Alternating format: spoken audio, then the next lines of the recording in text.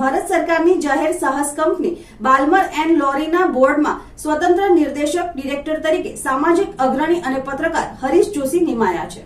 ભરૂચ અંકલેશ્વર સામાજિક ઔદ્યોગિક ક્ષેત્રના આગેવાન અને વરિષ્ઠ પત્રકાર હરીશ જોશીની ભારત સરકારની એપોઇન્ટમેન્ટ કમિટી ઓફ કેબિનેટની મંજૂરીની મોહર મારતા કેન્દ્ર સરકારના પેટ્રોલિયમ એન્ડ નેચરલ ગેસ મંત્રાલય અંતર્ગત આવેલ બાલ્મર લોરી એન્ડ કંપની લિમિટેડના સ્વતંત્ર નિર્દેશક ઇન્ડિપેન્ડન્ટ ડિરેક્ટર તરીકે નિમણૂક કરાઈ છે।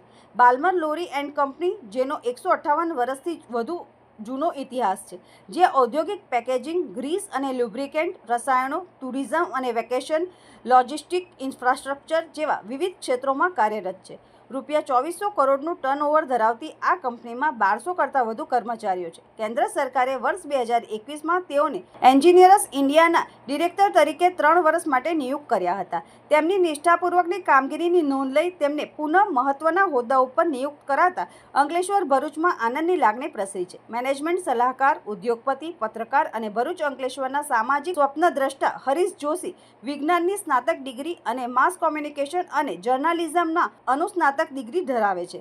ભરૂચ ડિસ્ટ્રિક્ટ મેનેજમેન્ટ એસોસિએશનના પૂર્વ પ્રમુખ છે અને વિલાયત GIDC industries association, Bharuch citizen council, ભારતીય વિચાર મંચ, rotary club, Ramkund, Ankleshwar education trust, Kshipra Ganesh trust અને અન્ય સામાજિક સંસ્થાઓ સાથે પણ સંકળાયેલા છે।